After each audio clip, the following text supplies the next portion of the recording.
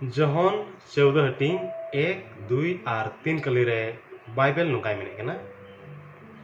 आपेया मन दो आलो खात बदाव तपे मा ईश्वर रे पतियो पे इन रेहो पतियो पे अपुन उड़ा रे अडी उतर ताहेन ठाई मिना आलो ताहेन खान होनांग इन लई के पेया एनते ठाई त्यार पे लगी इन चलाक कना आर सेन कते आपे लगी ठाई त्यार ले खान इन रुवड़ हिजुआ आर इन ठेन इन अतांग इदी पिया जेमन इन उकारिंग ताहेना आपे हो ओंडे पे ताहेन सस्तो रे नोडे बुन नेल लेखान उन ओक्ते रे तीन रे यीशु मसीह नोआ कथाय रोड़े कना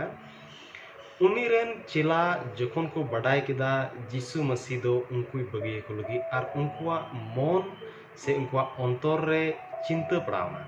जे आले दो यीशु बेगोरते ओका लेकाले ताहेना चे लेका ओकोय अयुर लिया आर ओना इयते यीशु मसीह दो नोंडे आज रेन चेला को उनको मिटन जीवी राड़े कथाय माव कना जे जेमन आकुआ मन आलो को खंड्रुस तको चिंता और भावना रे जेमन आलो को पड़ा आर यीशु मसीह रे पतियो को दोय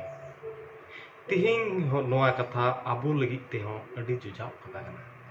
एनते बाइबल ओल कना आरे मेने कना अपिया मन आलो खात बदा तपेमा अडी ओक्ते रे नोआ धरती या संसार रिया चिंता जला रे आबो पड़ा आर आबो मन दो चिका तबुना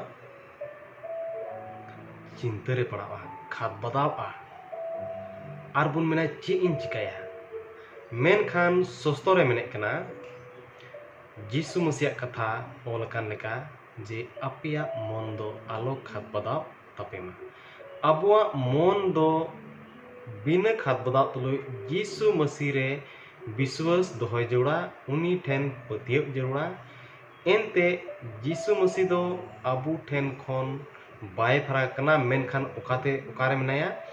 अबु लगी ठई त्यारा मेन कते इस चलाव कना आर जुदी ठई त्यार लेखान यीशु मसीह दो आर होये हिजुआ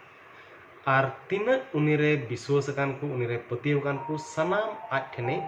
आतांग इदी को तिहिं जुदी आम यीशु मसीह रेम पतियव कना यीशु मसीह दो उनहिले आमे आतांग इदी मिया आर यीशु मसीह संगेते आमेम ताहेना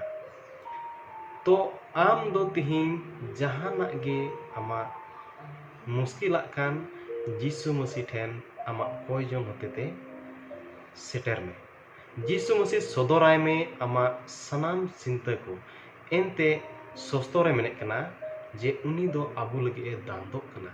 आर उना इयदगे यीशु मसीह दो आबू लगी ठई त्यारा मेन कते इस चलाव कना जेमन आबू हो उनी संगेते उनी ठेन बुन ताहे दाड़िया।